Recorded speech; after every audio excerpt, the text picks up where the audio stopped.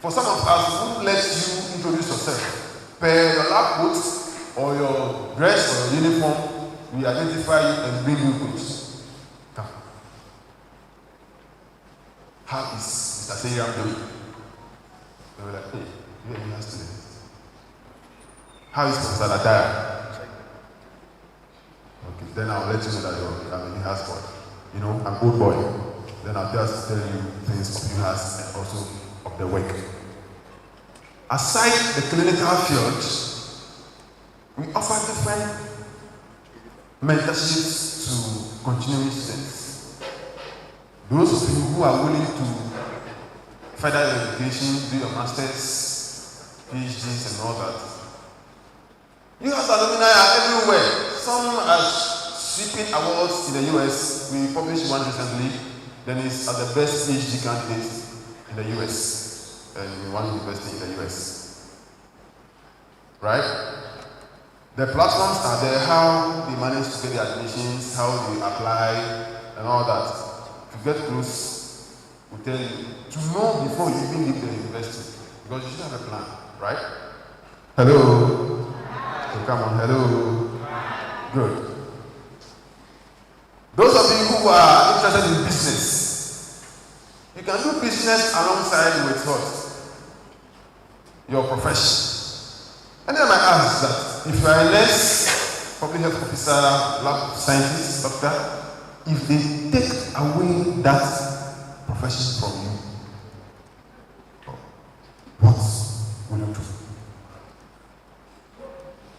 For students, right now, maybe after school, graduated like me, let me use myself as an example. Right now, they say, okay, now Ghana government is saying that all nurses, there's no job for you again. There's no hospital, so no job. How will I survive? How will you survive if they take away your profession from you? Right? Ask yourself. Then you begin to develop entrepreneurial minds in so many ways. Those of you who are interested in media, Richard that day has been championing UHAS based TV in his days of UHAS. He started as campus radio.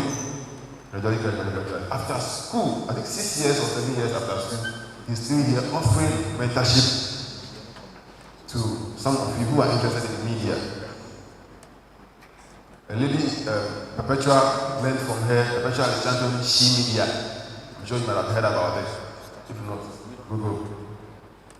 And they are doing very well in tech, IT, media, biz, and all that. Soft skills, graphic designing.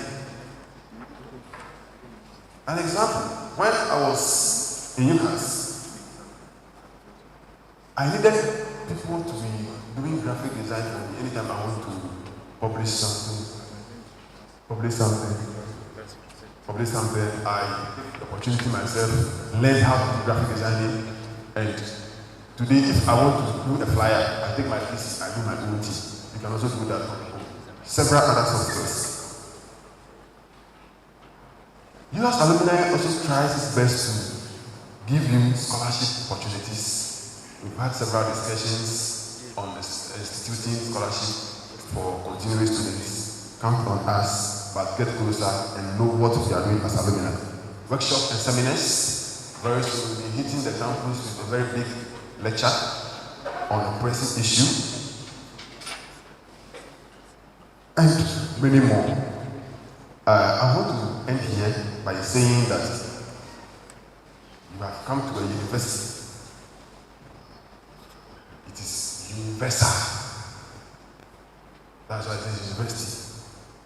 Let the school go through, come out as a transformed human being. Not just passing through the university and go. The university to reflect in you.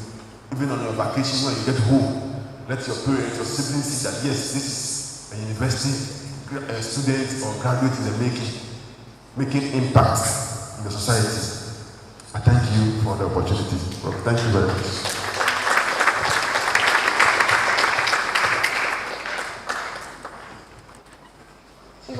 been there, but you talk the whole day. But he was once a Chuboi boy. Alright, thank you very much, our alumni, for your insightful words. It has a bus arrived. It hasn't arrived yet. Hey. And somebody else. So they have their own time. It's fine. Let's continue. Or shouldn't we continue? Let's continue. So I will first say a few words, and I will open the floor, and then my other officers will come in, so that it's not too boring from here alone. It's rather unfortunate that your colleagues are not here. It's rather unfortunate. So we are very happy that you chose UHAS as your tertiary university. And this will be part of you for the rest of your life. Anybody who will introduce herself or himself would boldly say where he or she went for tertiary education. Some will start from their SSS, some will start from their basic school, but majority will start from their tertiary level education and then continue to introduce themselves. So your bio will always be linked to UHAS. That is why I'm happy alumni is here today. Because for the rest of your life, you are part of the UHAS family. And nobody shows the left hand to the father's house. So you have the responsibility to contribute to the continued good name and development of UHAS. So, I mean, you are part of us until we die. You are part of UHAS. So, that said, I have a few things that I want to touch on that are dear to my heart. The first one is examination malpractice. I hate it when I have to sanction students, especially when the offense is such that you have to be rusticated for a year. I'm a parent, so if I have to pay school fees, and that school fees will go waste, and then the child will have to come and stay at home, and then the friends would have finished. I mean, it's a stigma. It's a stigma to you as an individual. It is a stigma to the family. So somebody will ask, why is your child at home? Why didn't your child graduate? Because we all came together, you know. So for all you don't know, parents also establish some network of fraternity when we come PTA or we come visiting you. So from secondary school, you will meet a parent that's become your friend for life. Even not for life, we continue to communicate. In the same way, when we are struggling for admission, when you came for the interview, we connect. So when you are rusticated or you are found culpable for an offense, you are not able to complete with your colleagues, it's a shame. Okay? So I'm pleading with all of you to be mindful of this, that once you are caught, you'll be sanctioned. So don't do it at all. Learn as much as you can. Go and write with a clear mind. I pass, I don't pass. It's life. I can rewrite. Okay? There's always supplementary. And now you don't have to be repeated if it's only one or two. I think it's 3 or more, right? Academic advisor. So don't copy for you to be rusticated. Rather write your supplementary than go and stay at home. It is a shame to your family as well. And please, examination malpractice issues. At least every exam we have 1 or 2 people who are found culpable. Don't do that. It's not good enough. The next thing on my list is the way you keep your hygiene. I've been going around. Sometimes I'll just go to the LSD or the Fuga or something, and I enter one or two. When you go to your balcony, you, a health professional, all of us are health professionals. You are cooked though, and then the pots, you are poured water, and it's there 3 days. And it is foamed. What's that? I don't know whether it's the maggot in there. I don't know. But it is so unsightly, and some of you pour the dirty water in the bucket, and the bucket is still at the balcony there. And some of you, your room, your personal belongings, oh, Lord, can't you fold it? I don't know what is happening. No, it is not good at all. So please, I am very concerned about your hygiene. And you translate the same dirty room to the classroom. You enter SBBS auditorium and you find pure water on the floor. You find this. When you travel, it's not like that. Nobody litters. There's a bin. You go and drop it in there. So your hygiene practices as student body in general. Even when I went to Hoboy and we entered one of their hostels, it's the same. So it's not only Ho people, all of you are. There was just one room, there's a gentleman, I've forgotten his name. If I had an award, I would have given it to the guys in that room. Very clean room. They are balcony. Oh, if I have a daughter, I'll give it to them to marry. Their bed was made, and I met one gentleman in that room as the Fuga. Very nice.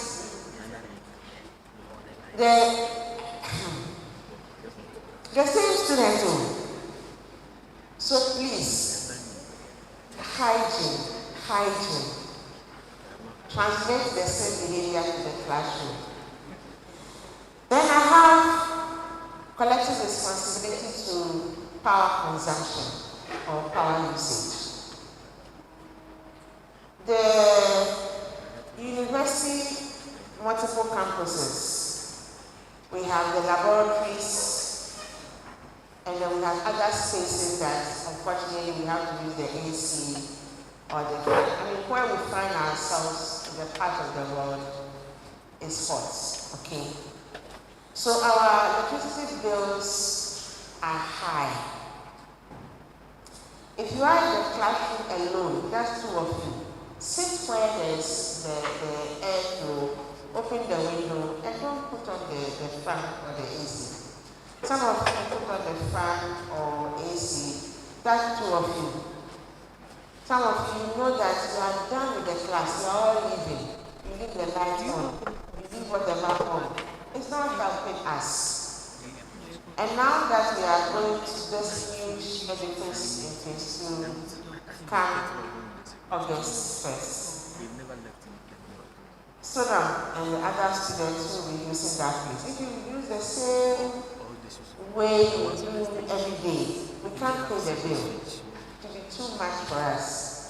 So one of the things that I want you to take away is the orientation of your mind to help us as a university moderate our power consumption. The electricity bills are too high. Then we have issues about safety, violence, sexual harassment, etc. Now, last year, we know that some 4 students were attacked. We said that when you are moving, move as a group. Don't stay too late in the night. Apart from that, you also see that some students walk from permanent campus to either the SRC hostel or the UHAS. Some students trekking on the road. Very soon, if the main road, the dual carriage, is completed, it's going to be a very busy road, so we have to be conscious about your safety. And those of you who drive, we have to be careful on the road. One of you had an accident recently. And it's a very terrible one. If you drive, be careful on the road. And of course, both male and female, we are all agreed for sexual harassment and all those things. We have spoken to you at length about this. You don't dress and expose your whole body to attract any evil eye, in quotes. We have evil eyes, right? Be decent as long as, madam, what is your name? Look at the way you are dressed. Very nice. You have covered your face. So you see that myself, I've covered my top, even though I know that my distance, I've covered it up. I don't want your eyes to see anything. You see? So you cover yourself up, guys. But in case of any attempt on you, please report. And when you report, we'll take the necessary action to investigate and take the necessary decisions about that. Then some of you are removing the chairs and tables from the classroom to your hostels. It has come to our attention, and please stop. The chair and the table is from this classroom, not for you to take to your room. If you are found doing that, please stop. Some of you have been doing it. Even your rented houses, taking UHAS furniture to your rented room. We have evidence. Please, it is not allowed. If you want a table and a chair in your room, buy it. Let your parents help you. Those of you who are renting, if we go around, we will harvest a lot of them, and then we punish you. So if you know you have it, they are planning a harvest. So if you know you have it, bring it back before you are sanctioned. So your way you are smiling, you know yourself. So I don't want to do it. And then we had a few of you having some psychological problems. You are not able to manage your stress very well.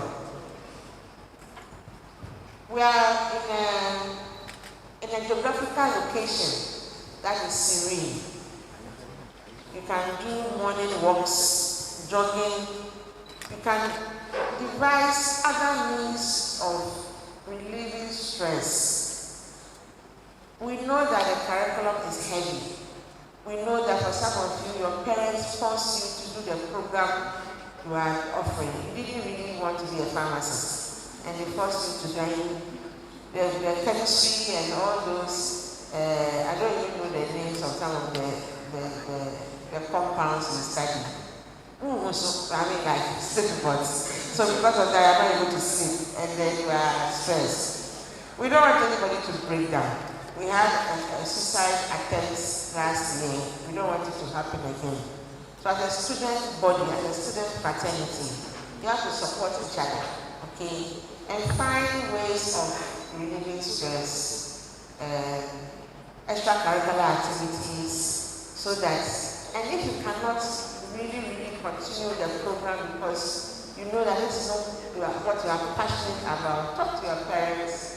Let us change the program for you so that you can do the one that is reasonable within your mental capacity.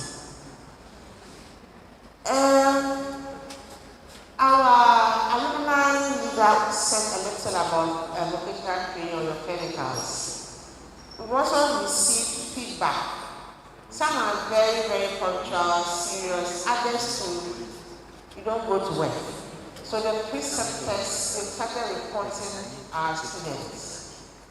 Please, if this continues, our image is going to be damaged. So the VT is for your own good. It what helps you to be the professional, not the classroom. The classroom will give you the knowledge, but you need to practice, and you can only practice on the field. So please, you should have some change of mind and attitude towards your clinical work. Some of you don't go early, some of you don't go at all, some of you go and leave too early, and then some of you go and you are not involved in the work. So we have received all these feedback from the preceptors. So please, watch out on that one. What is important for me is also your upcoming elections. I know that very soon, Fadi will be finishing. Fadi, when are you finishing? Which month? August. August is just about 2 months or so. First June, July, August. Asa.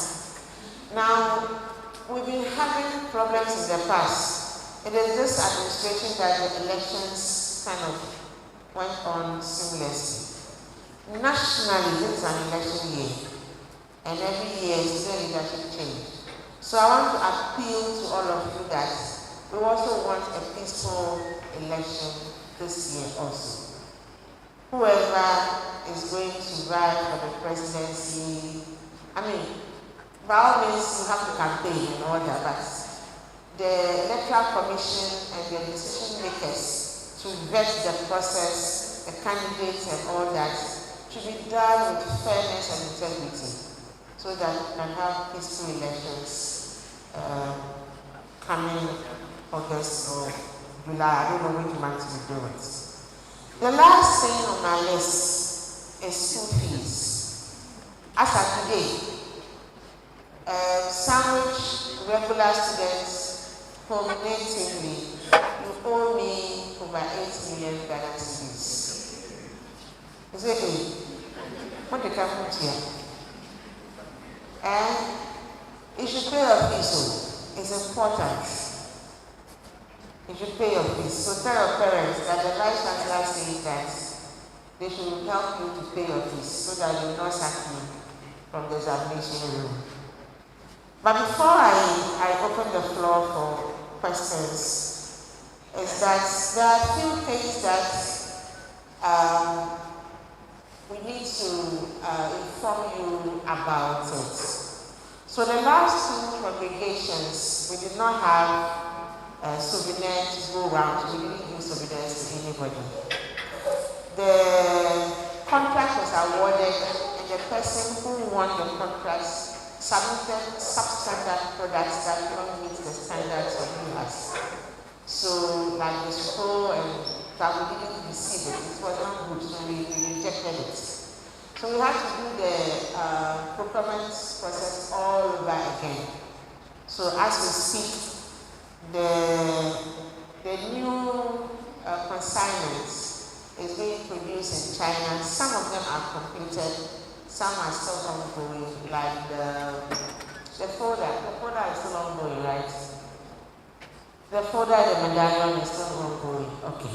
So when it's completed, we ship it all down, and we are saying that the students, the alumni that we owe souvenirs, they will receive them, and then subsequently it will happen again. What is the fundamental issue is that the university has standards, so we cannot just start, bringing our standards down just because some producer has decided to produce a color that is not the UHAS color.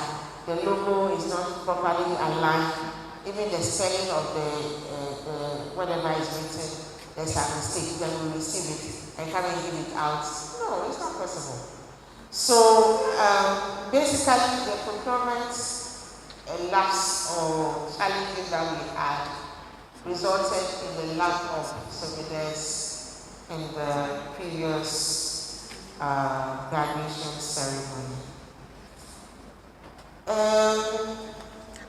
The university started with 154 students. Now we are about 9,000. Next year, if we introduce the psychology and the health systems administration, our numbers will go up and up. Now, when we started the university, the VT program was very easy because 154 students, very easy. Even if it's 2,000 students, it's easy. And the accommodation that was given to the university, please listen carefully before you go and misquote me anywhere. So this is landlord A. At the time, you gave me the accommodation on rent as 100 Ghana cedis. Then, now you want to review the tenancy agreement, and you are taken it to say 250 or 300. Apart from that, the usage of the facility, the maintenance thereof, you all know the dollar affected everything. So the maintenance costs of these houses that we rented across the country is gone very high, especially the water utility. Apart from that, when you go and use the facility and leave, the electricity is not prepaid. So at the end, the landlords will bring the electricity bill to the university. We are not sure whether anybody else will use the electricity from the facility when you leave or not. So they bring us very high electricity and water bills, which has become unsustainable. So because of that, the university management and leaders decided that, okay, everybody takes your house back. We are not going to rent anymore. We go to regions where the students do not need to stay in any rented facility. But this facility that you want to go must be approved by the BT office or the school. Apart from that, we are also saying that even when you want to go to a particular place and you can get a place to sleep, you pay the landlord yourself to go and come back. No issues. The university will not be receiving huge bills anymore. So because of that, I think level 300, we took out the accommodation fees from the fees this year. So you don't have to burden the university with accommodation because the tenancy agreement renewal became back and forth type of war between us and the landlords. The increase was too much. The bills we're bringing us was too much. The refurbishment of the facilities were beyond our reach. So that has resulted in the changes in the BT accommodation issues as we speak. Then I also wish to show some light on why it seems that UHAS has slightly higher fees than other universities. Among all the 16 universities now, very soon it will be 20 or 21, but now it's 16 public universities. We are the only university that is specialized, right? We are mandated to stick to our mandate in the word health, okay? So all our programs are skill-based, and so when you are training skills, you spend more money. If you are training somebody like political science, I can put 1,000 students here and teach them where's no practicals, no skills lab, no VT or clinicals. And you do only one exam, theory exam, no practical exam. I pay Tech accreditation. I wouldn't pay medical, dental council, nursing, and delivery council, and all that. But unfortunately for UHAS, you have to do indexing, you have to pay Tech in a professional body, you do practical exam, theory exam, and for example, if I'm training a nurse or a doctor, the body parts, the faculty that teach, let's say the eye, should be an ophthalmologist. And say you don't have an ophthalmology faculty, we have to bring part-time. So the part-time, should I say, faculty for UHAS is very high. And all these are not on payroll, it's from the fees that you pay. Let me just put it that way. So you don't compare yourself to any other university because UHAS, our burden is heavier, our yoke is bigger than other universities. And it is the only university also that faculty and staff follow you to the facilities. I've been in academia since 2001, 2022 when I came to Rome. I've never gone beyond Accra since I started teaching in the University of Ghana. I was responsible for medicals when I started 2001 as a senior staff. Our students still within their private play. They don't go anywhere. And even that, faculty and staff, they don't follow. It is we, those who work in the stores, that who follow. That's all. But here, our vehicles are on the road, maintenance, fuel, per diem for those who follow you. And all that culminated into the branch of UHAS as we speak. Because it was something different, it was something unique. And because of that, when you compare UHAS staff, students, and that of the other universities, you see that your skills are better because of how the university started recruiting. So the school fees being a little higher is because of all these complexities. Even that is not enough. It's not enough at all, but we are just managing. As for why we have first year in, out, medical students of block is from experience and from those that started this university.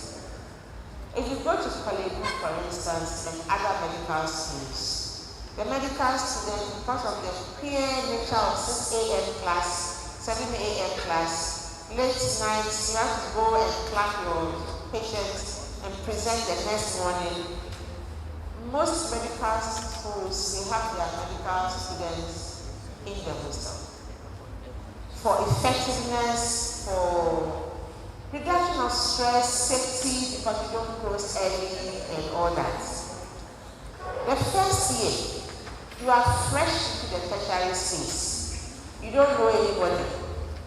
Fine, a few people may have their relatives around or even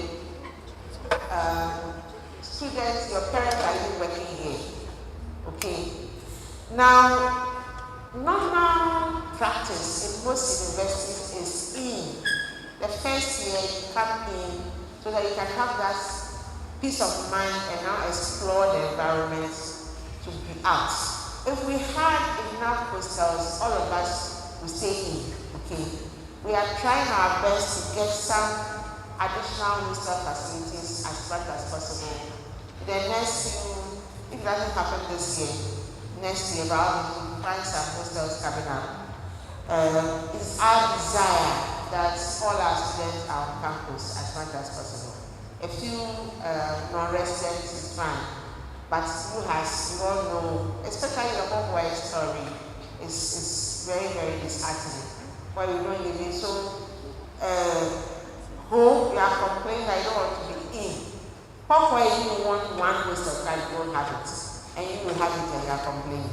Anyway, whatever it is that's the way it is. So, I'm sure that if there's somebody in and in a special case, maybe you are sick or there's something that you have to be out, if you apply to the registrar, I'm sure that a continuing student will be more than happy to take your space. So, I'm sure that these things can be handled, but as a policy, across the world, first year in is standard practice.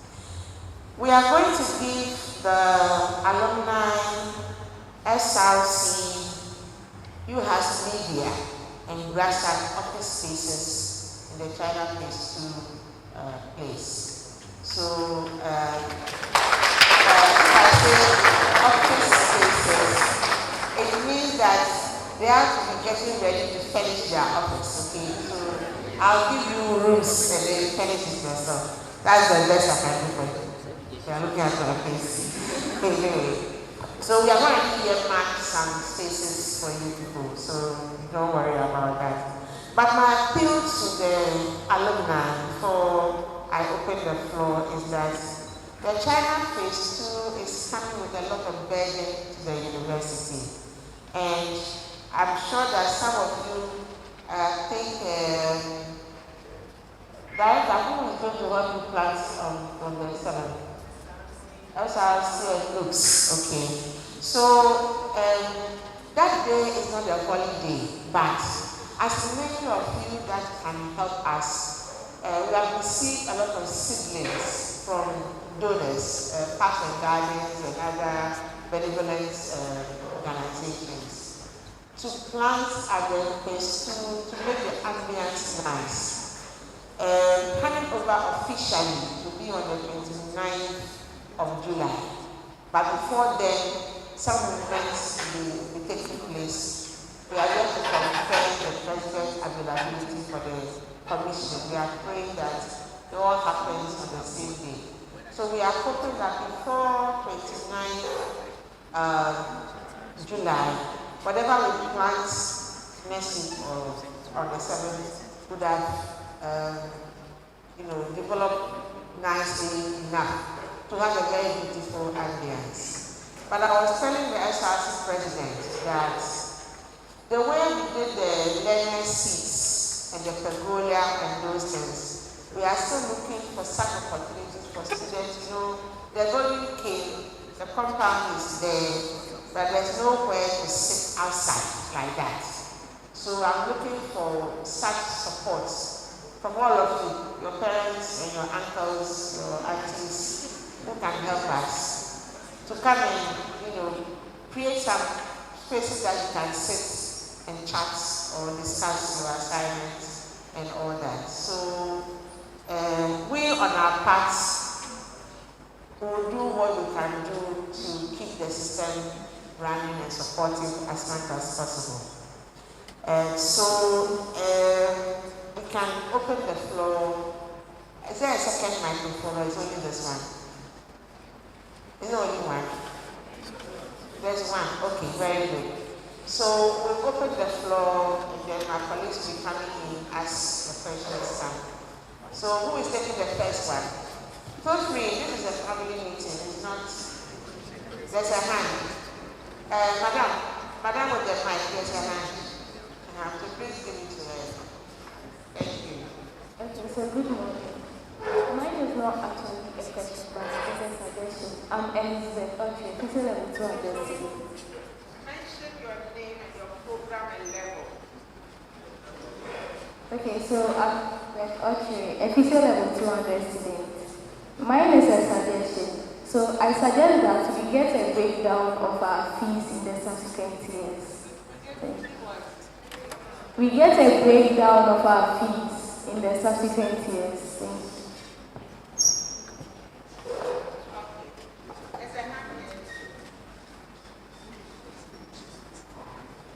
Thank you very much.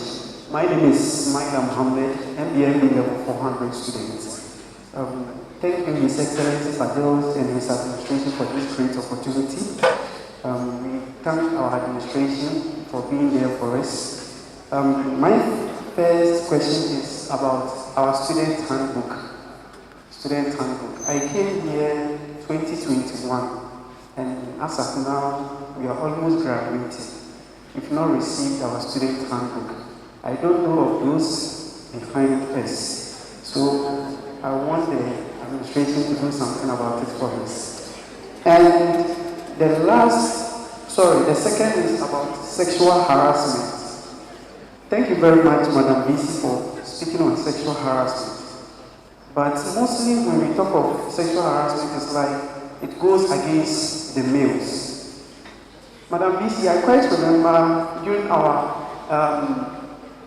during our orientation, a certain friend of mine wore a singlet for the orientation, and he was cautioned that this is a health or professional school, so you can't use those dresses. But since then, we have been seeing a lot of our sisters in similar dresses, and even shorter than that, but they are not cautioned. So we'll be very grateful if something is done about their dresses to also care the issue from that angle. Because as we are questioning the cats, the tilapia should also be what? Cautioned in a way. Then my last suggestion is also about the horse. Alhamdulillah, now we are having about Asogli and Sokodi. Some of them may have their own grievances in their various hostels. So I suggest if processes will be put in place to help them get their hall residence, so that their suggestions and problems will be discussed from that angle. Thank you very much.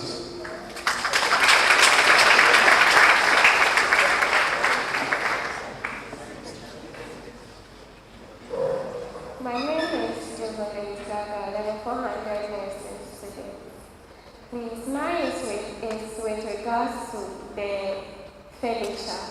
So we are very large in number, especially when it comes to the School of Nursing and Midwifery.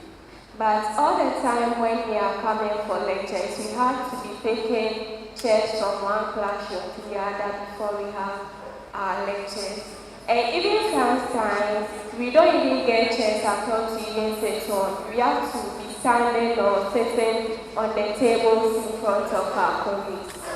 And the second thing is with regards to the washrooms. So we are health students, and with our washrooms, it is to be well equipped for us. In the washrooms, for instance, when you go, there are no tea rolls, there are no soaps for even hand washing. And there are even times where there are no water for even flush the...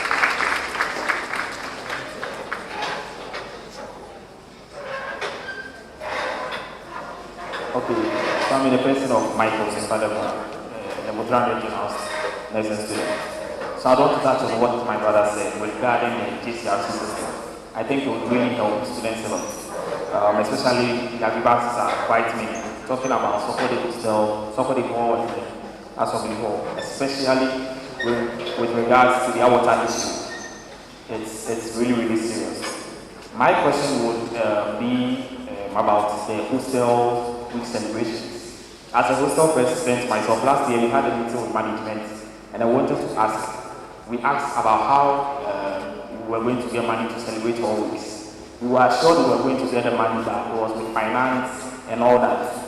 From last year, we didn't get any money last year. This year, we are almost halfway through the semester. We still haven't heard anything from our hall wardens and all that. So I want to ask, since last year, we didn't get anything, please. We are begging. We have been paying dues. We are a lot in number. Please, we are begging you. Let these dues be allocated to us so we can also have access to our halls. Thank you very much.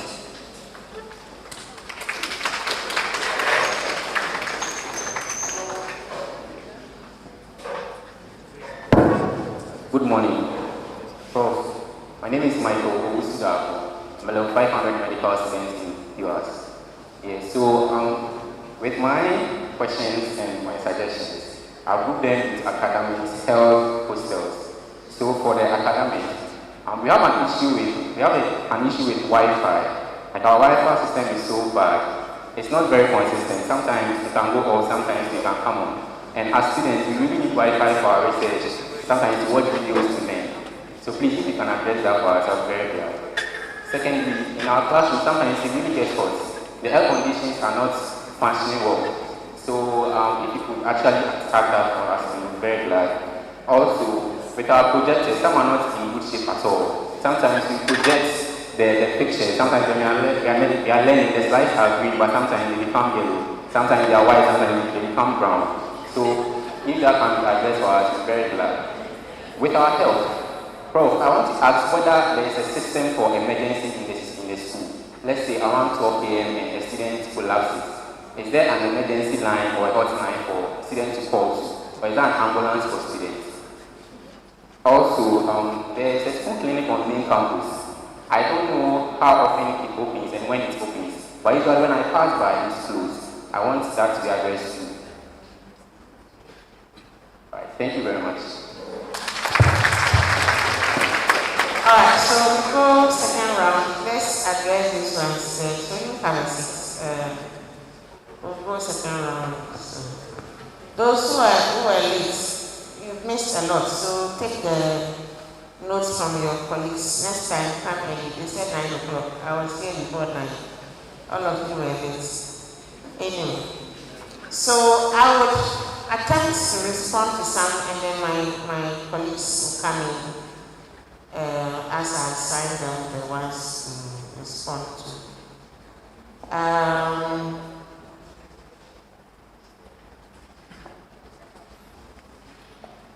The one on the JCR system, there's currently a document that is being worked on that is yet to be approved by council to establish the whole system with all its leadership structure and all that.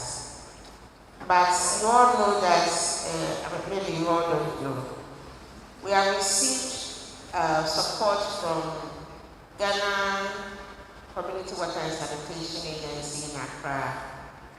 They've built 2 high-yielding boreholes for us on the permanent sites. We are following up on further funding to mechanize these. The land the government got for us, we all know that it's very, very either rocky or stony, or where we find ourselves. The water situation is not good now. So I'm sure, what is your name, alumni? Obed. It's Obed to share his experiences when he was here and now it's getting better. We are not there yet as a university, but we are doing the best we can do within the resources that are available to us. We cannot charge you $10 million a semester because we want to grow the university in one day. It's not possible. We grow small. So I'm sure that when that mechanization project is completed, water issues on the permanent side will be a thing of the past. But for the administrative block, water is better now because the water company, the Ghana Water Company, I'm sure Director of Waste will add more to what I'm saying. They've tried to improve the situation for us, but it hasn't gone as far as the hostel yet. Okay. So just hang in there. Like the way Sonam is going to be smiling from August. No carrying of chairs again. Your problems are solved and all that. So I've noted all the questions. Now I'm going to assign some of my members here to respond to some of them. The washroom, Director of Works, can we start from there? And the academic affairs will do the classroom and projectors first. Thank you very much, Prof. And thank you for your question. I think BC has actually answered that particular question. Water flowing into the washrooms. I believe you are referring to the washrooms at the teaching areas, not in your hostels. Okay. So the university has scored 10 years now, and these 12 years, and these facilities have been given to us from the China government, and it's been 12 years since they gave to us. We are working to do renovations as we go on. Thankfully, like BC says, we have a China Phase 2 project that will send most of our teaching programs to the teaching block there. Then it will give us a breathing space to be able to do some renovations to the old facilities that we have. So bear with us. However, water is one of the main things that will make a washroom work. So, like Missy said, if you are able to get the water and sanitation connection to be done, it will be very easy to have water all around. But because we have the 150 litre cubic tank, Ghana Water has been pumping water to us every weekend. And so the situation is better now. Now let me talk about toilet paper. I would wish that you also bear with us on this one. We put toilet paper there from morning. We put tissue paper. Within 1-2 people go there, we come back. I don't know whether we use it for parts or, I'm sorry, but maybe sometimes I have to be a little graphic. You know, and I have evidence because the SBDS auditorium, you put toilet paper there, vanishes. And then you go to the benches that have been built that was sponsored by you and a number of people. You know, the timber benches around the trees. And you go and then you see, men, please put your hands on your ears. You see used pads, used toilet paper. I'm sorry, but you are old and you are in the health of bloody. And our cleaners have to pick. And you put it on the ground, anyhow. So we see that the same toilet paper is being used by us. And then sometimes our cleaners are being blamed that they are stealing the toilet paper. So we'll do our part. We'll put the toilet paper there. But please, when you are going there, have the small, you have very small, these ones that have packets. Please bear with us and carry it there. We are trying to find a system where all our used paper will be sent to be recycled by a company so that we can get some toilet paper in exchange for that. So please continue to bear with us. Thank you very much.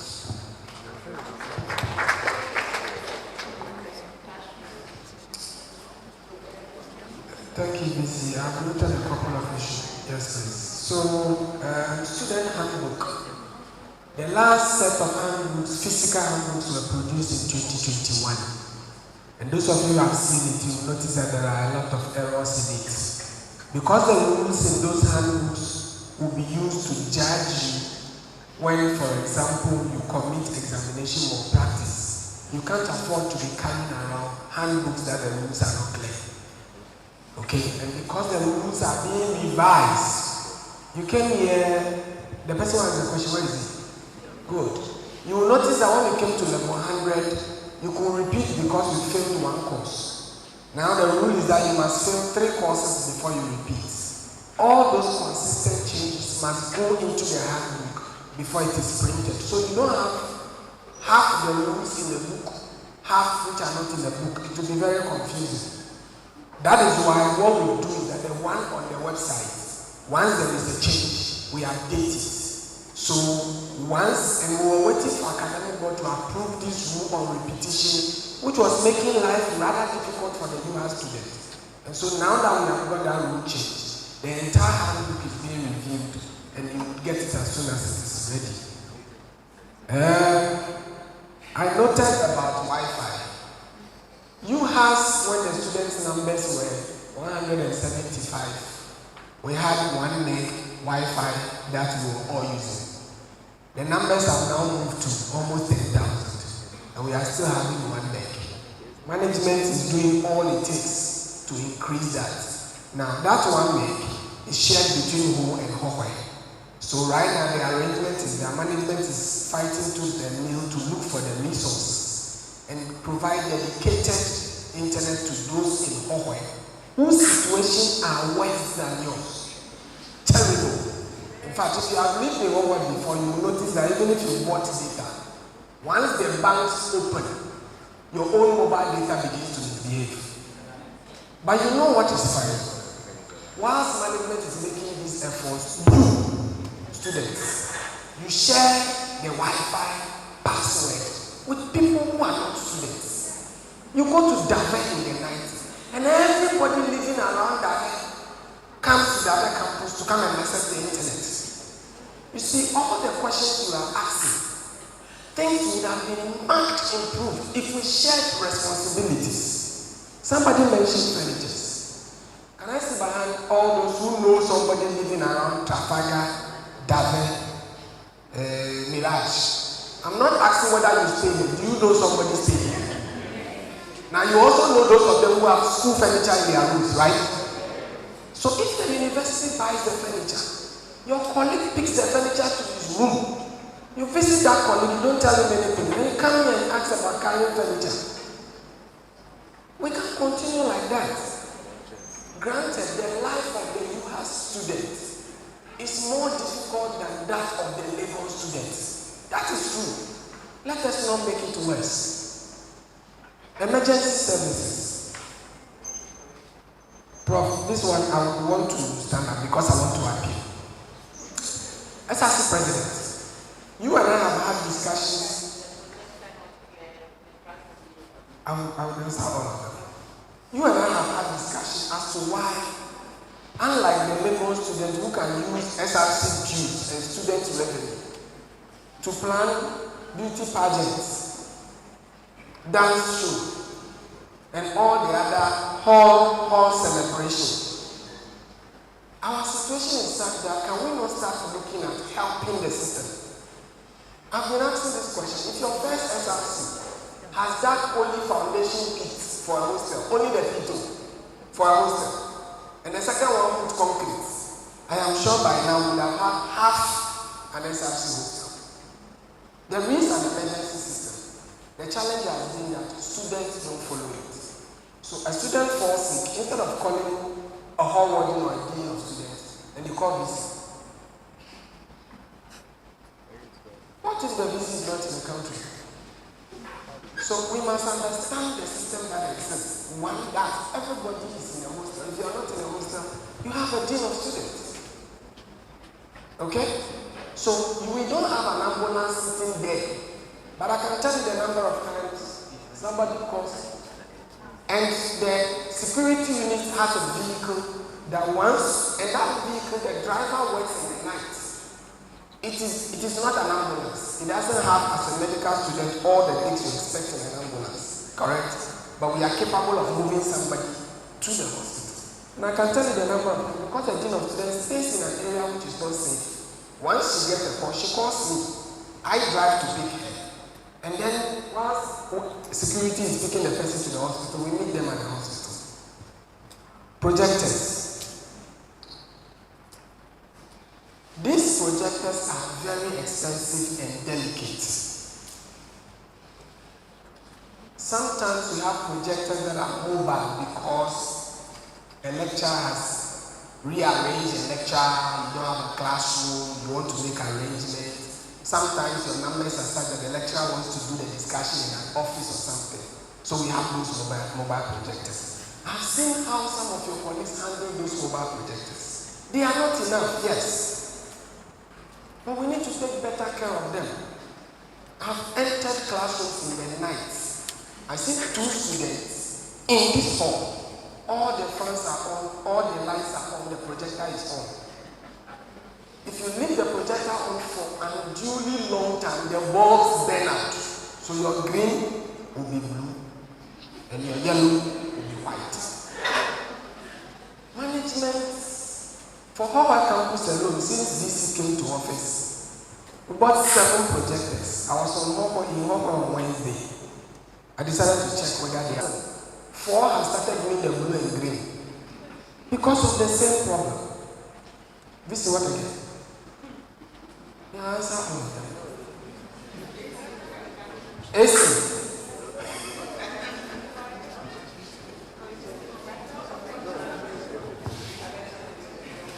Thank you, Director of Academic Affairs. So,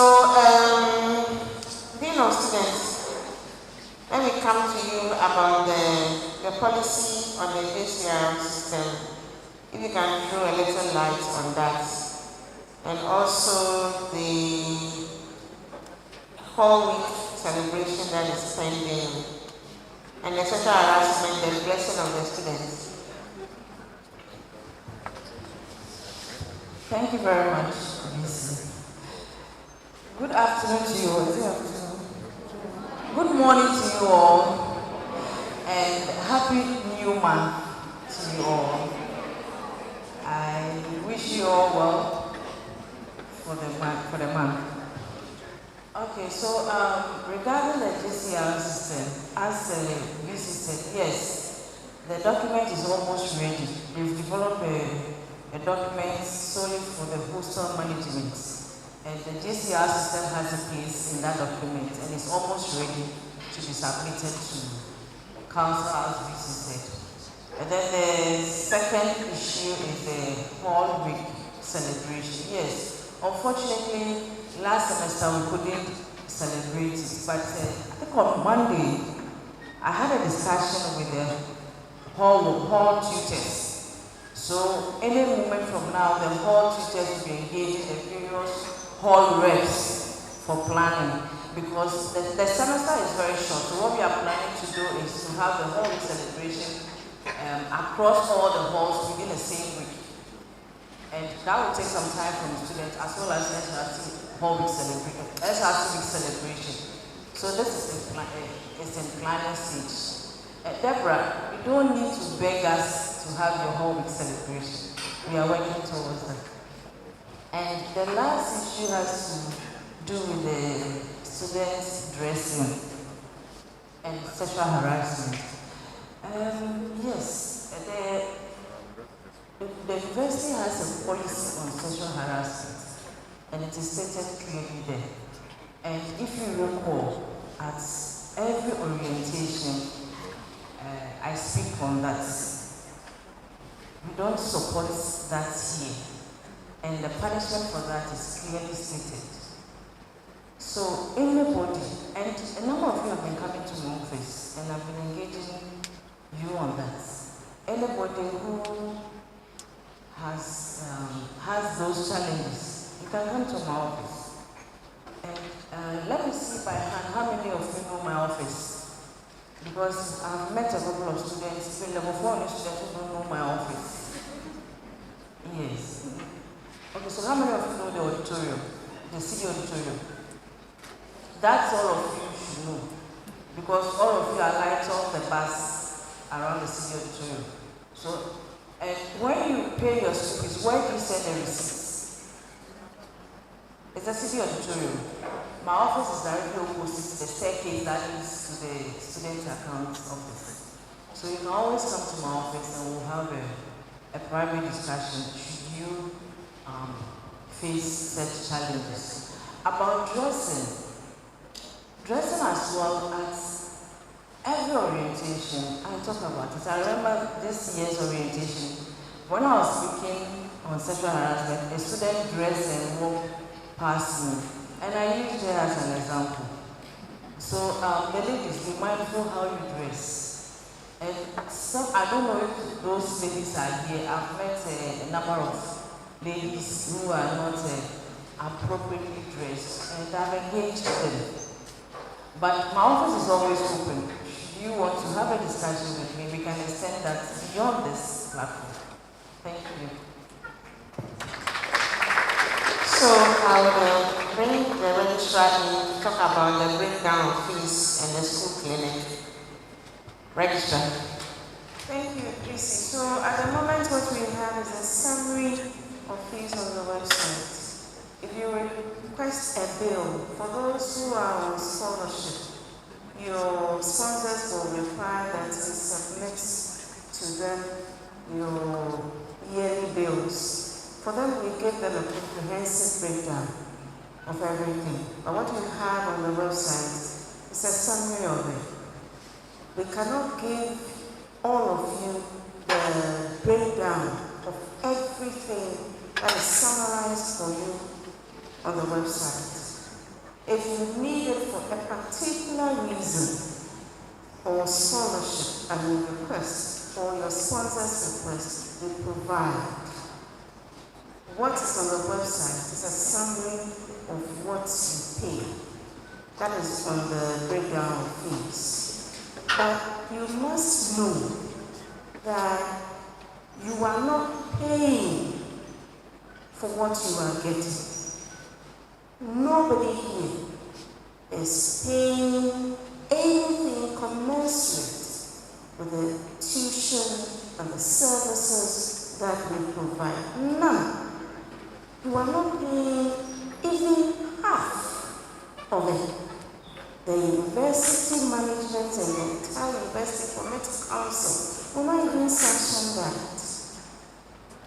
So don't think that we are unduly charging you fees and charges that are too much for you to pay.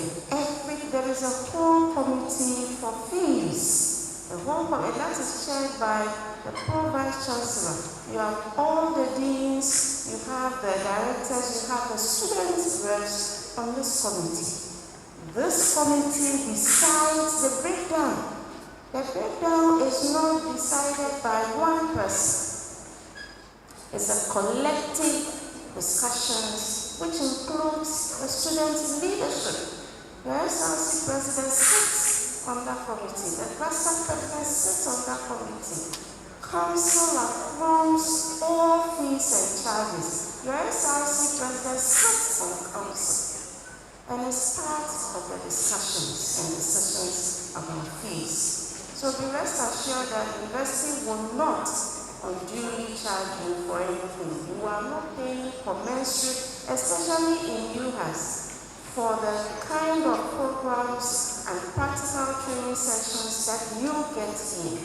When BC was talking, he said in other universities they are doing this with theory. The other universities, you have their colleges of health sciences who also do the health programs that you are doing. But do you know what happens then? They are humanities.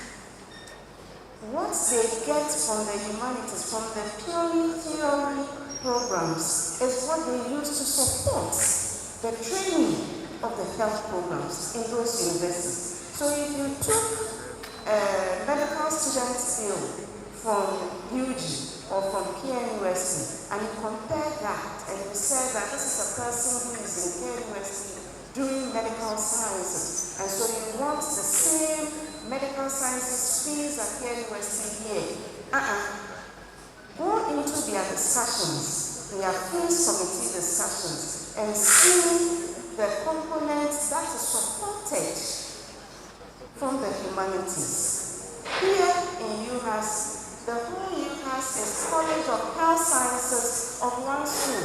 Everything we do here is health. There is none to support the health programs. And like the Vice Chancellor has said, these are blood-sucking programs. Blood-sucking. And because we want to have a niche, and from day one, we have not compromised on our training. That is the kind of product. And that's how UHAS has become a household name. And as young as we are, our products, and even when you have not completed, serving on BT programs, serving your ultrasounds in the hospital, you are making so much impact. It's because of the kind of training we are giving you here. We are not compromising on it at all.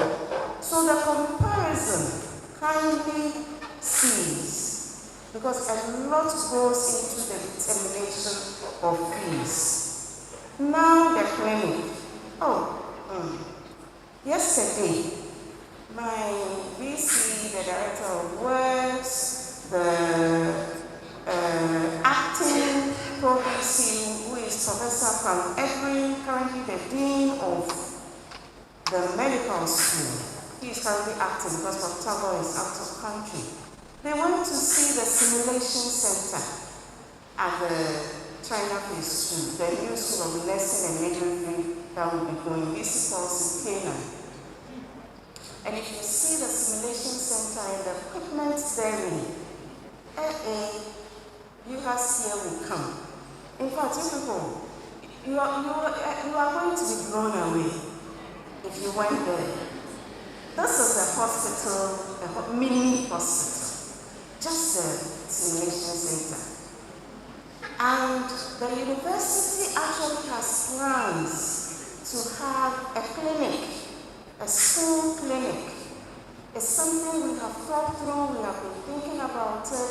It's not what the person was referring to, it's not a clinic. We only have it during programs. So that school, the clinic you think you see there, it is closed because it is not open for every day. It's not a daily clinic, no. It's not a walking clinic, it is for programs. So as soon as the program ends, if it is convocation, if it is matriculation, or one thing or another, the clinic is closed. But management has gone so far in coming up with a school or university clinic to start with. We are even, since VC came to power, management is working, just like we have this Chinese government support us with this huge infrastructure.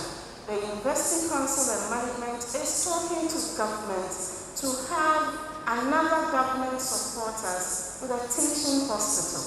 That is something that we are working on. But even before that, University Manager is seriously looking at having a school clinic just to the staff and students of UHAS. So be rest assured, and we have identified places at the Chinese Phase 2, West School of Nursing, and Midwifery is in the Central Administration to have some places for a clinic to serve our initial purpose. Thank you.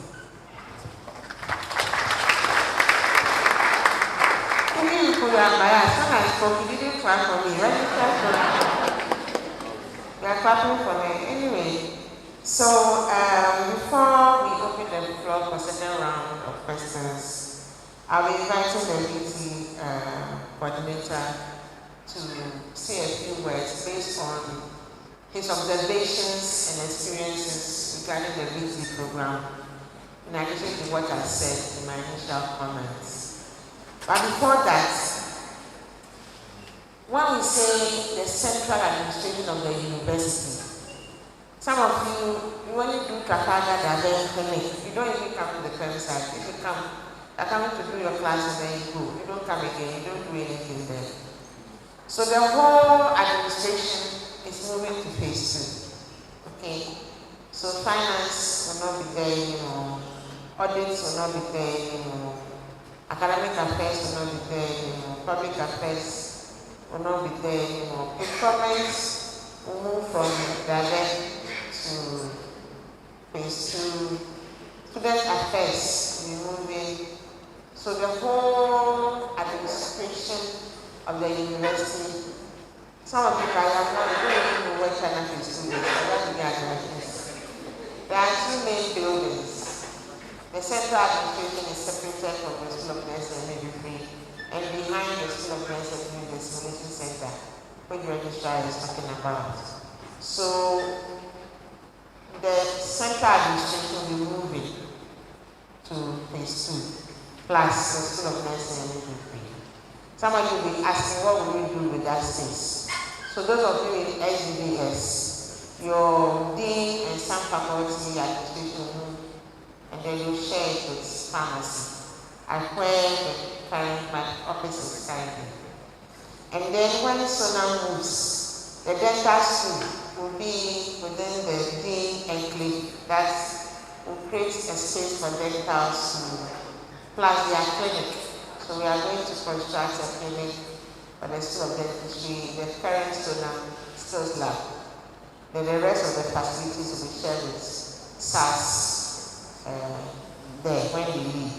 So that's for you to have a fair idea what is going to happen in August. If you go to the normal place that you won't find anybody.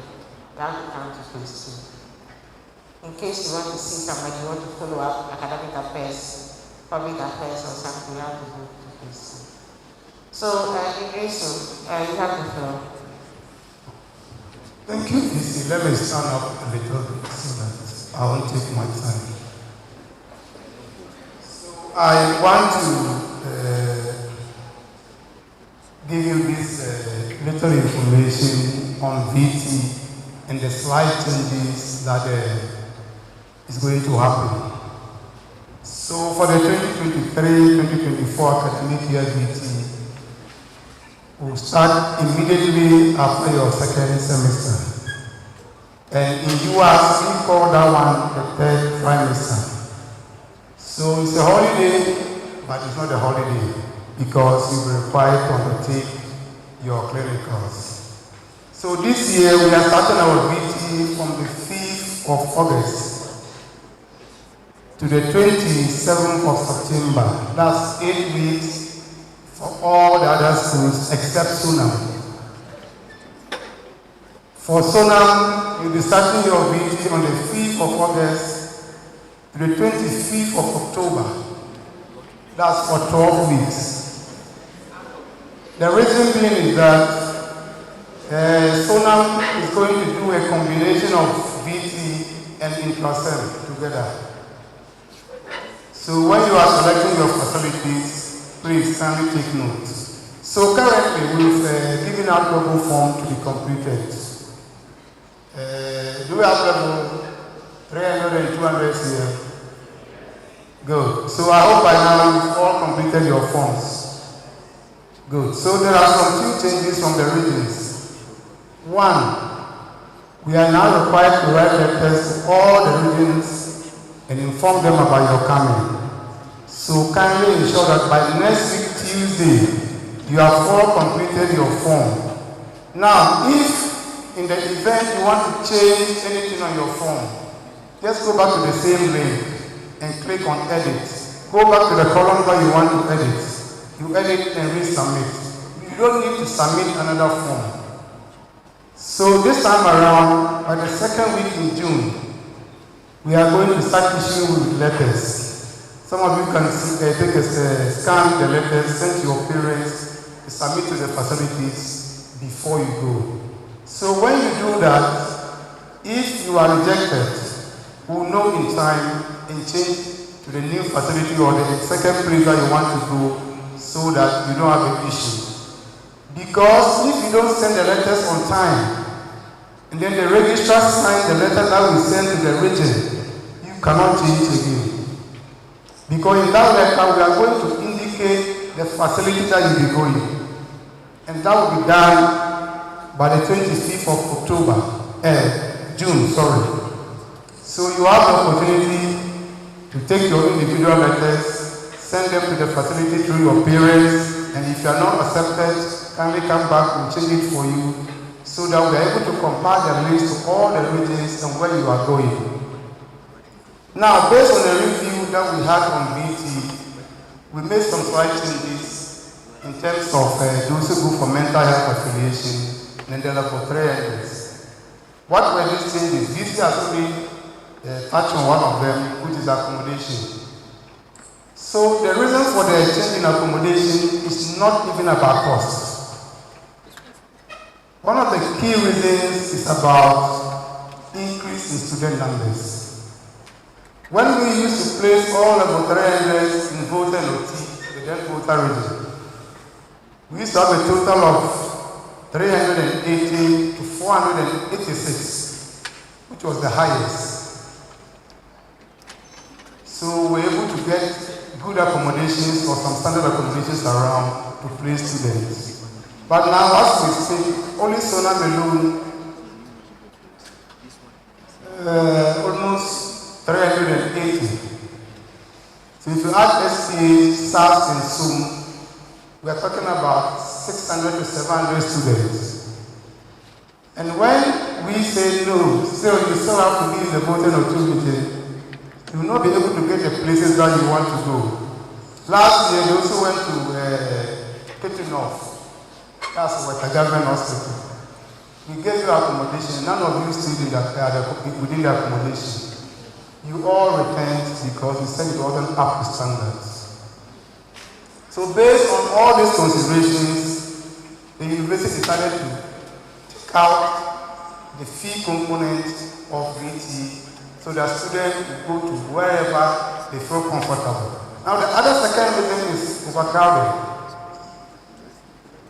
Last year when I came for the monitoring at the home municipal, I met 36 students. Police owners, 36. So when we add all the other students, we're having almost about 50-something students.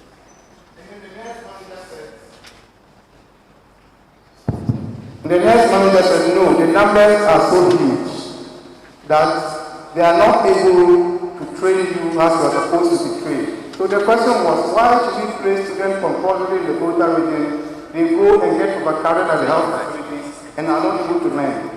So that was one of the considerations why we have decided to open it for free, all level 300, join the 100 and 200, go to wherever you want to go and select the place of your choice. Now, the other reason is, there are some of the districts who don't get the standard accommodation we want to rent. So, when we send to them there, they are not comfortable. When others get there, they begin to complain about the asthma they have, the the fans that are not working, the light that is not working. So the complaints or the concerns were so huge that the university thought it would be nice to allow students in this era of what we call human rights to go to wherever they want to go. So the concern was largely based on the reason for the shift was based on your concern that we took into consideration. So now we are not going to have any concern that I want to go and help my mother to raise some money. I want to go and help my sister so that I can get my school fees to pay. You have that opportunity now to go back home and then do your meeting at the same time, help your parents, get the school fees, and come and pay so you don't move the VC. So these are the few changes that are happening. Now there will be more I will communicate as the time goes on, and if there are more concerns, we will answer. Now the mental health affiliation, a quick one. We used to pay the facilities for the accommodation. But it's about around, yeah. So last time, you heard what happened when the Sunday students went there. Some have to stay out for the whole night. Why? Because those who are there have paid. And we are yet to go and pay for our students. So there was a lot of chaos. So we thought, no, why do we put our students through this stress? If that's the case, and they can also go and pay, and then they are accommodated comfortably, why don't we do it that way for them? But the fees still not change. How much anchor for charge is still the same. How much they charge at the Pantan is still the same. Now we are bringing back Accra mentality into the free. And there are some hostels around who also charging the same, even at a lower price than what they charge in the university. So these are some of the reasons for the change in accommodation. So all of you will go back to where you wish, where you want to be, you will be comfortably. We'll come down for the monitoring and see you. Thank you. Thank you very much, VC coordinator. Just to add my voice. Okay, so this academic year, I went to say Bukurudia Government Hospital for my meeting. Next semester, I'm supposed to choose another place again. I go to St. Joseph's Hospital because their area of niche is slightly different from the government hospital. Another time, I will ask my family to see whether I can get a place in Suhum, to go to Suhum Government Hospital, because the experience you have at a developed hospital and a rural or a lower district hospital is different. When you go to a lower hospital, you are allowed to do more. I'm saying this with caution because some of you want life easy. Because you live in a Midasin, every day St. Joseph, what is your day? So, it's the accommodation, the numbers that are making us do this place yourself thing. But you place yourself strategically. You place yourself as you grow through the discipline that you are practicing. You place yourself with some asking orientation. Don't just place yourself because of convenience. It won't help you. You are a midwifery student. Every day you are in the hospital. How can you be given the chance to catch a baby? And you know you have to catch a number of babies before you qualify to write a professional exam. If you go to the districts, you have the opportunity. So when they ask you to do self-placement, don't just self-place because of convenience to where you live.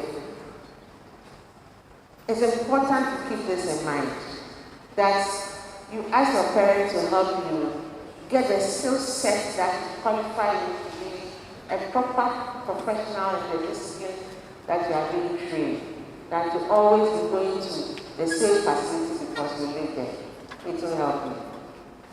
And also to say that it's not that we don't want to pay or help you. No. When you have a bill, let's say those who go to faculty affiliation and university is supposed to pay the bill. At the time the school fees is being decided, say it's 50 cedis. At the time it gets to the time for you to go there, you can't 70 cedis. There's a group, they owe the university because the bill that came and the fees they paid, there was a huge disparity. And also when the bill comes, the money cannot be paid tomorrow. It has to go through the process of whoever writes the memo, whatever, before it goes through audits. Because you can't government money. It's not an individual money. So to cut all those long processes, go there and pay your accommodation, sleep through your credit cards and come back. Easy. So all that we are trying to do is to make the system more fluid so that the program can be run without much headache. Next, at admission, Sonam is going to, the number may double because we are going to have 2 streams of students. The normal stream and a special group, the same regular, but 2 streams because of the huge infrastructure that we have. So what Idrisu is saying, if we put all of those people in water with it, they only get a place to practice, but the students will be more than the patients. So we'll continue to have this self-placement agenda as much as we can.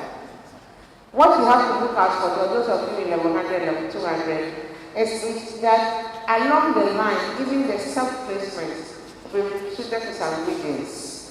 Because going to all the 16 regions is not sustainable. Our fuel maintenance and all that. So based on the data that you complete, you have to fill the form. When you fill the form, you look at the regional distribution. And there are only 2 students in, say, Western region. How can we send a car to Western because of two students? So along the line, not now, along the line, if there are only very few, very scanty students in a particular region, we'll ask you to change the region so that monitoring will become easier for us.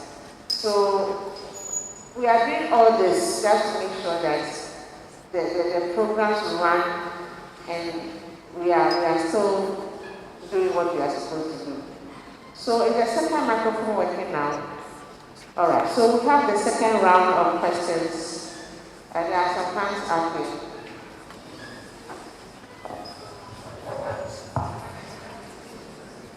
Good morning.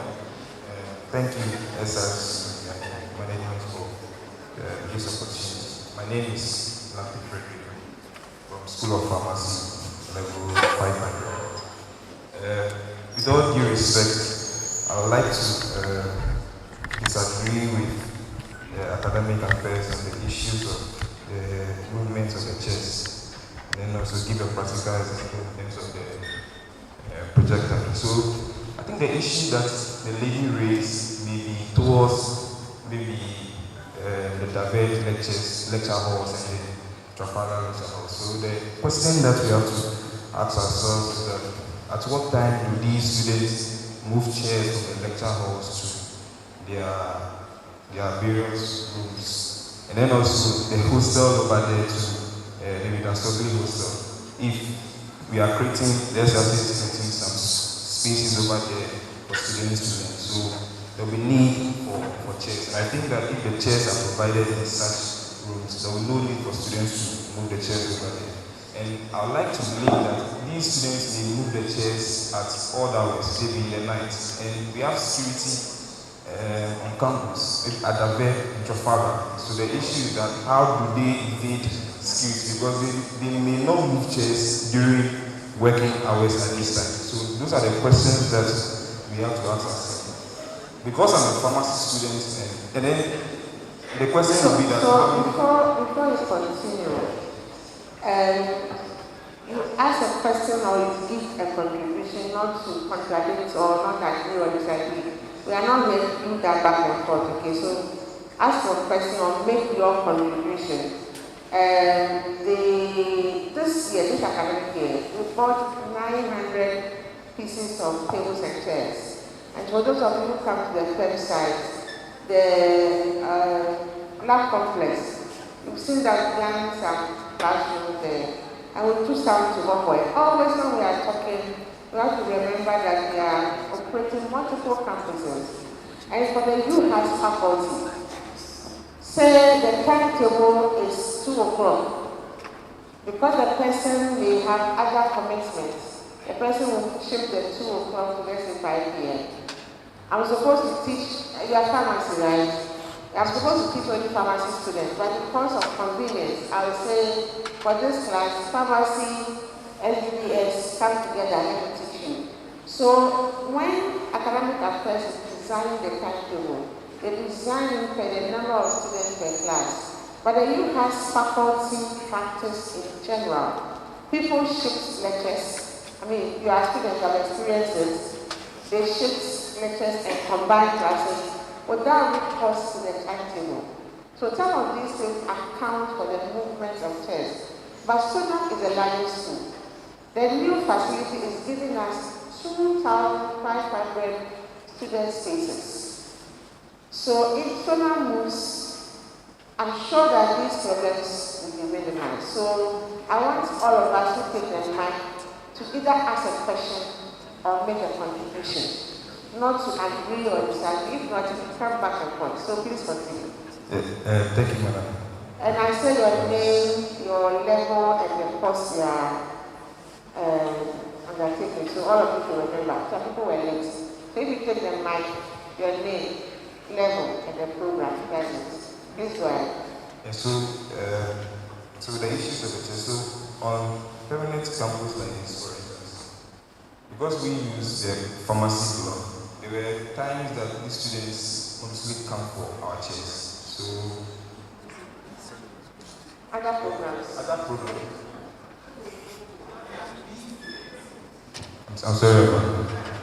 So there were times that students from other schools come for our chairs. So what we did was that we had to come very early.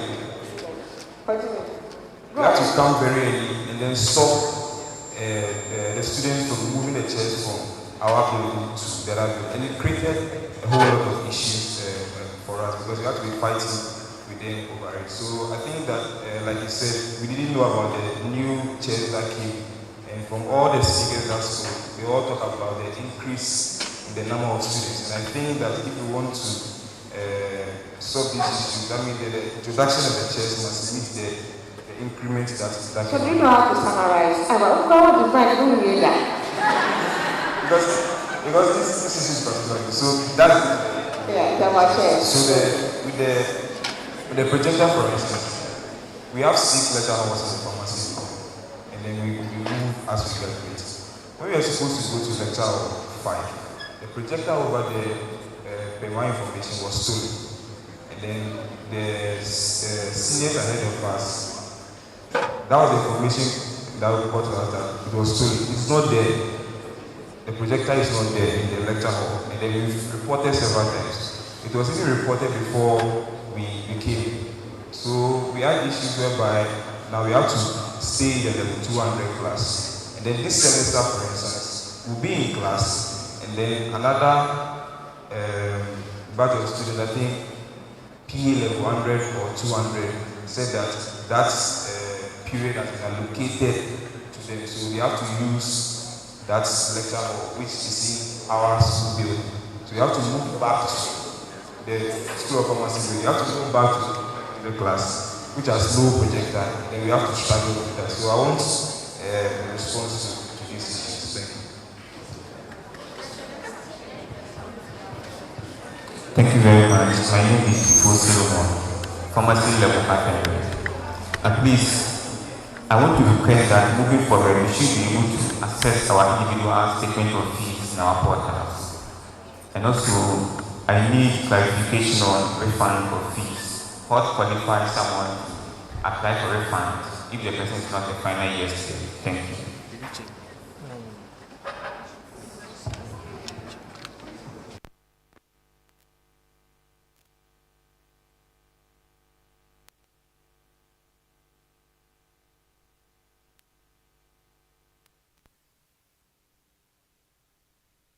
And on the part of the ladies, I think at this point, management will have to put in place certain policies to address the way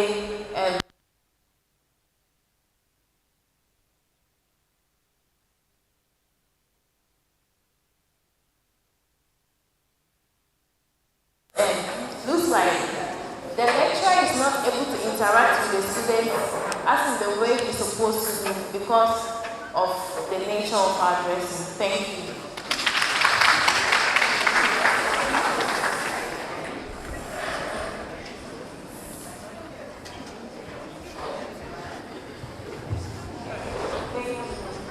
Please, good morning to you all. My name is Alhassan Rafatu, School of Public Health. I'm from Brooklyn. Level 300, please. Okay, so please, I have some big concerns to raise. And the first one has to do with the meeting. And some of us, the facility we went, I don't know how the fees are allocated for everything in the school. Like a colleague asked for the breakdown. I don't know if the VT pay some amount to the facilities we go to for meeting. Because the facility I went, for instance, we paid for facility user dues fees for using for having the VT there. So I don't know if the school have to pay on our behalf and they didn't, and we have to do that payment. I went there twice and we paid twice. And the other thing has to do with the projector. Halfway, for instance, we don't have enough lecture rooms. And please, when he was speaking, sorry, but I've forgotten the name. Okay, Director of Academic Affairs. He was saying that this semester or year, they sent like 7 projectors to Halfway. We don't have enough lecture rooms. So immediately one class is done, a different class has to come. So the projector is always used, it doesn't have time to rest. So maybe that is why there is the need to be sending more projectors. And the other thing has to do with, now they've combined our lecture rooms to make them longer halls. So sometimes there's heat there, even though the fans are working, but there's still heat. So if the school could provide us with air conditioning to at least reduce the heat in the classrooms. And my final thing has to do with the washrooms in Norway. Our hostels, because they are private hostels, and the washrooms on campus, the water flow is not sufficient. To the extent that they lock our washrooms almost every week on campus. You go to the washrooms and they are locked. The guys, for instance, at least they can just find somewhere to meet. But the ladies, assuming they have class the whole day and the washroom is locked, where are you going to? So please, if you could address that issue for us. And please, as I came here, this week, for instance, I've been hearing a lot of the movement going on in the campus. And anytime I hear that, personally, I feel very bad. It's like SPH, we are not part of the school. We are somewhere on our own. And from every angle you tackle the issues of SPH, you have something to say. And the SLC provincial will come for the school. And most of the times, students come with complaints, and it's like SLC, we are not working. But it's not SLC, it's not the issue. When you raise, you don't know where to put the issue. Because every aspect of you being in SPH have a problem. From accommodation to this washroom thing, projector, collages, everything. So please, if maybe the next project or collaborations, you could consider SPH so that they start building something like that.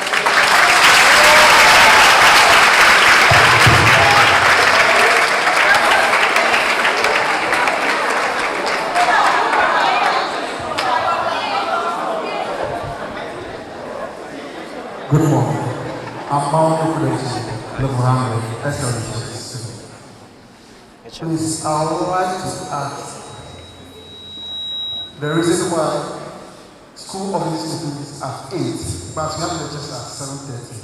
And mostly when we have lectures at 7:30, we want to take projectors or something from the offices, but the offices are closed. And I think it's a problem. That is my reference. Thank you.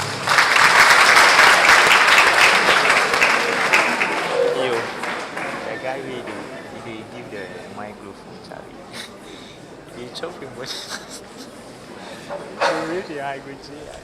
Good afternoon. My name is Arnold Adekunle, level 300 speech student. My first 2 years in the school, we mostly have our lectures at term site, and then we take our transportation, can do from Mirage.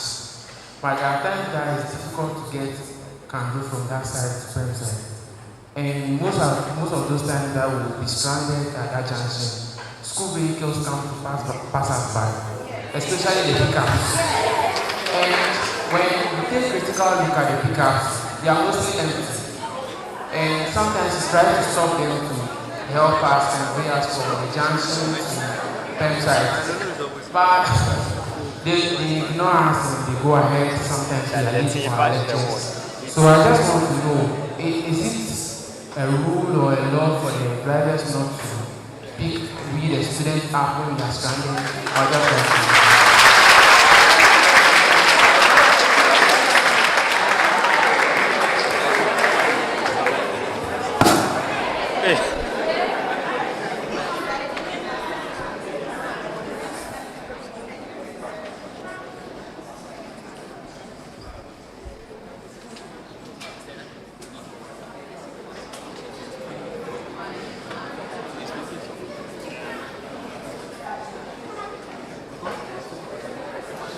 All right, so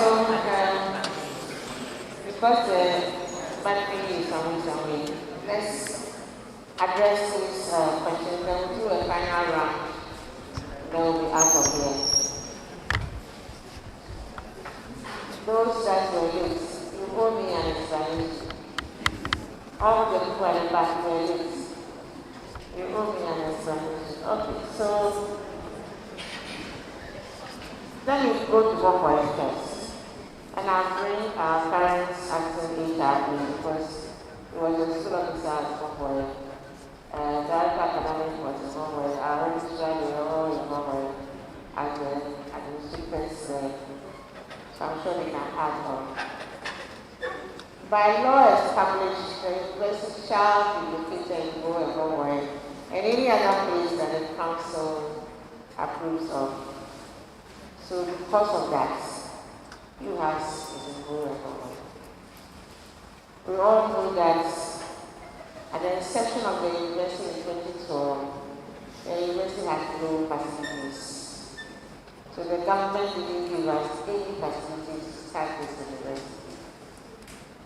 And so we have been patient until we got the permanent site. The hospital, the water, regional coordinating council came together and they helped to get some structures for us to use. Where I live and where the POVC lives is an RCC facility they gave us. We don't have a VC resident, we don't have a POVC resident yet.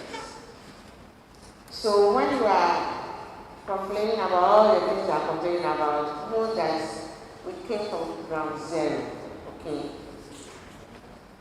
So the hot issues, those of you who are there, when I keep office, I've been to over more than 5 times or 6, I can't even count the number.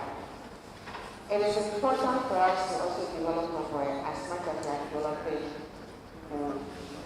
But we have more programs here, and this is the main campus. So we have main campuses and satellite campuses.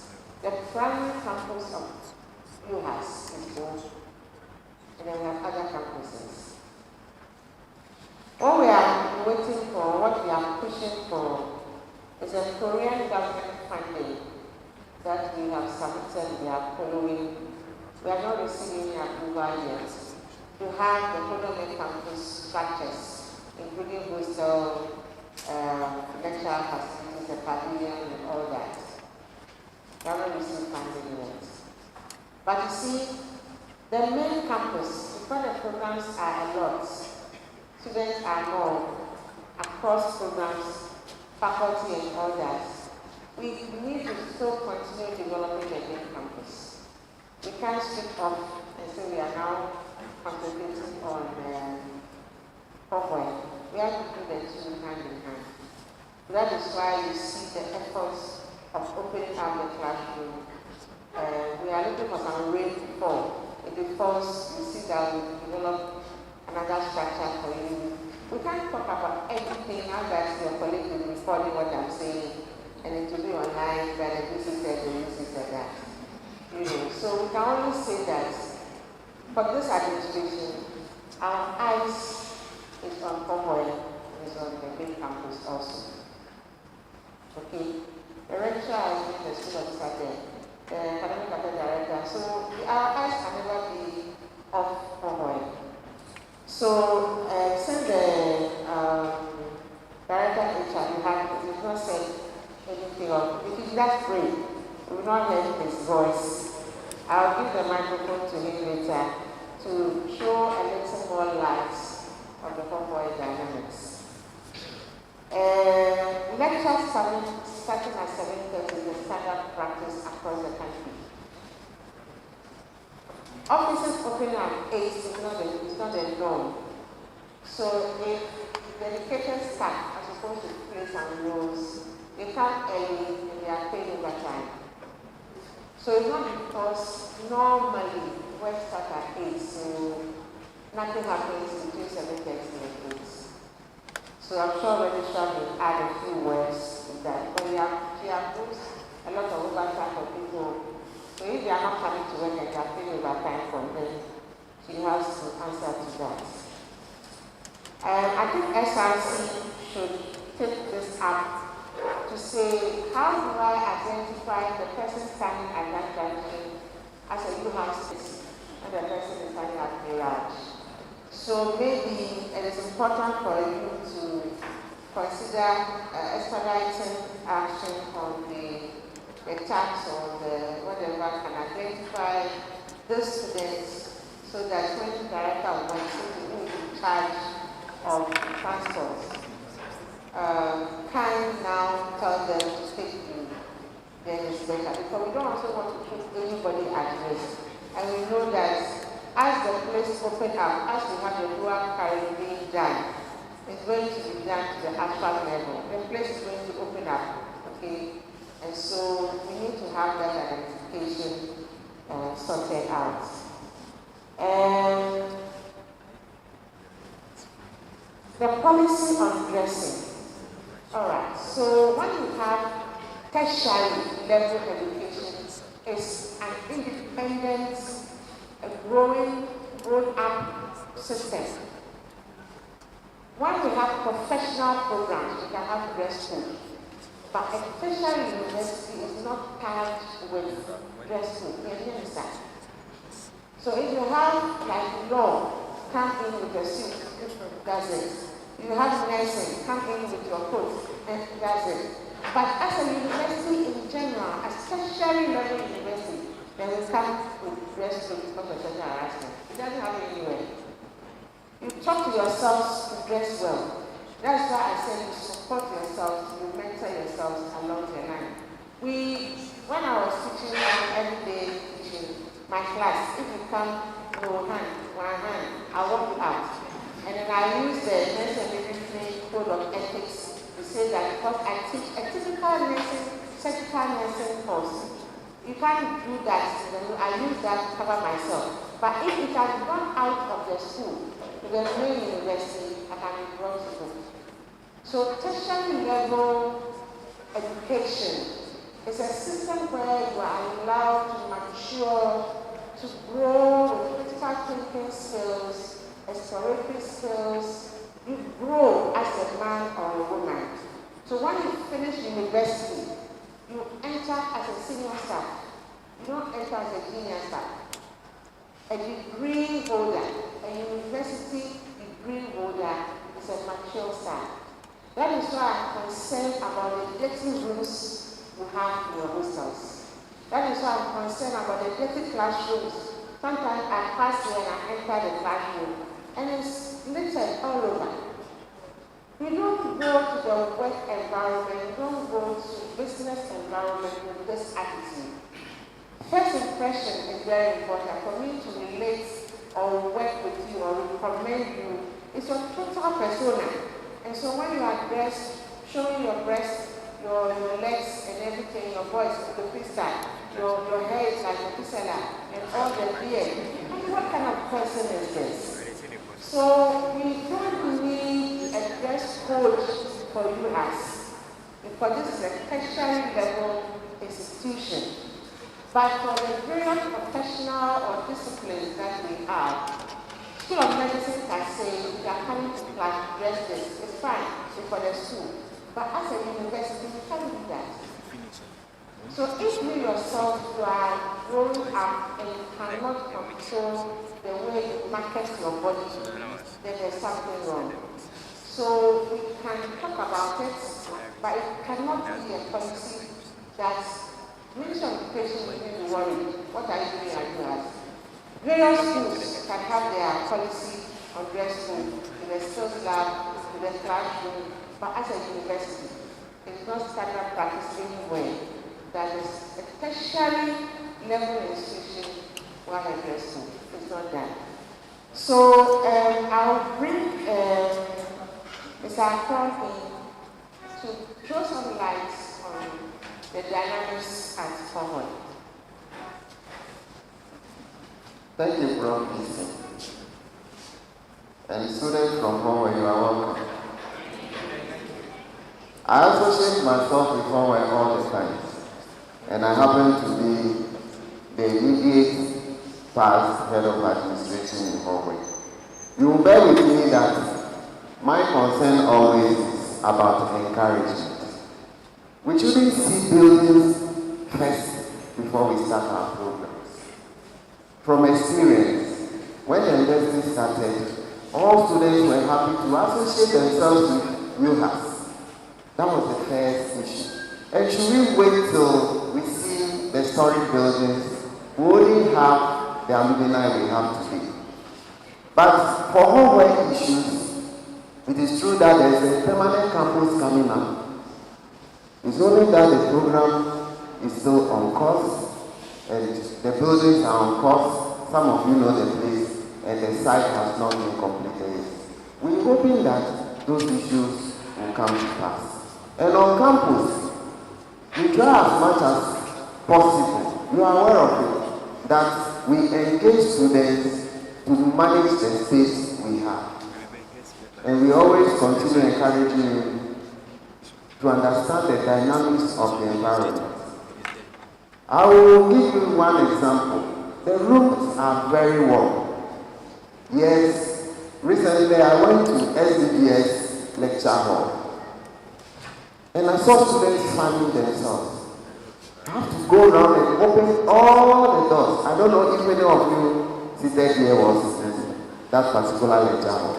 And they were all relieved. So in Huawei as well, I think those things could be done. The doors will not be closed when you have your lectures. Concerning the washrooms, when I was there were plans that we would do some opening up of the washrooms. I will be coming to Huawei this week. I'll meet with the head of administration. We'll have a discussion to see how far that issue has gone. Probably permit me to add some few issues to the discussion. One of the issues generally is about our behavior in the community. When you live in a community, you have to leave a mark. The question I ask students always is, are you leaving a mark around the area you stay in town? That these are UHAS students and we can count on them. Bear that in mind.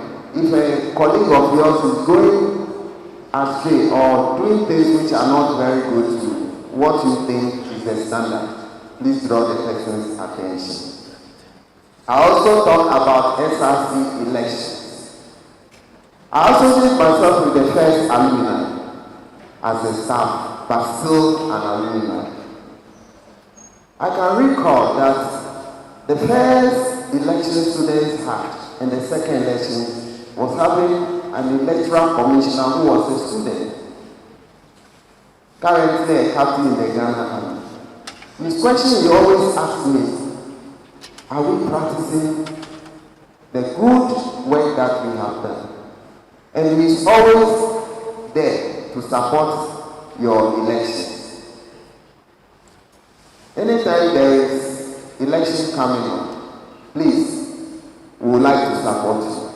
We don't want a situation that outsiders will keep on calling some of us and asking what is happening. Elections. Is your school, what is happening in your university? Please, elections. Definitely someone will win. And I don't think we should always have these problems. This batch that is in the university currently, I know you are doing well. So let's try and have free election. I'll be the first monitoring person when it comes to the election. Then sanitation. I have personally asked students to pick around in my presence. And after picking, I told them the reason why they should pick. The first question I asked them is, how do people see you? How do you identify yourself with UHAS? What we identify ourselves with UHAS is a clean environment. I've never seen yogurt pills scattered around, but I saw one yesterday. I wasn't happy, and I called some students to have a look at it. Please, around you, why should we keep the environment dirty? That is very dear to my heart. So please, as it is done in other institutions, when you walk around and you see a piece of paper which is not supposed to be there in the classroom, you don't eat and leave the things in the classroom. The benches we have in permanent campus around the back of CD auditorium, the SBBS auditorium. When you close from lectures and it is 5 p.m., UHAS is a tourist destination for many people. Let us keep those environments nice. When you leave campus, every day we have tourists coming around. They want to see how neat your campus is. I'll be glad if we can keep this as well. Then on the issue of dressing, I personally asked some few students to change their dressing. What happened was that the person was passing and a number of students was watching the person. They were watching and they were making comments. So I called the person and said, your colleagues are not happy with what you are wearing. Can you go back? And the person agreed and went back to hostel to change. This is an interactive session. So our doors are always open. If you have issues, I think you can raise them. The dean of student one right said that her office is open. So that even your class reps, your lecturers, you can talk to them. Let's have a good environment. But bear in mind that you are in UHAS, so UHAS should be your first place. Thank you, Lizzie. Thank you, Mr. John, for your fatherly, unclely, brotherly advice. So, the movement of chess issues will be minimized for tsunamis. But the SOP, pharmacy, same is going to Sonam and SBBS. I said that we started with nothing. So what we have, we share until we are able to develop all the schools. So if you have a classroom in here, this Sonam building, School of Department of Nursing, you have a class. You are not going to have the class the whole day. Per the timetable, when you are done with your class, you don't have the bona fide ownership to sit in that class when there's no lecture. So another program can come in and use the period. And that is why I told SRC that at the time you are supposed to go out, we don't have a place like Grand Library for us to go. We don't have a place like a 24-hour reading room like we have near the, wherever, they have a whole structure 24-hour review. We don't have any place like that. So you find students hanging. Okay? So to avoid frustration like the pharmacy brother